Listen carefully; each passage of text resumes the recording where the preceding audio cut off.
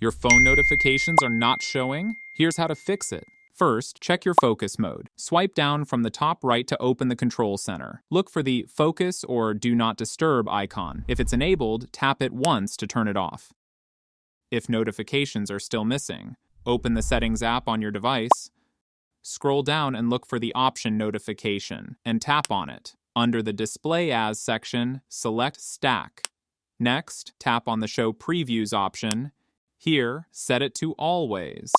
Make sure notification previews are allowed. Still not working? Let's give your iPhone a clean refresh. Quickly press Volume Up, then Volume Down, and hold the side button. Keep holding until the screen goes black and the Apple logo appears. This process won't delete your data.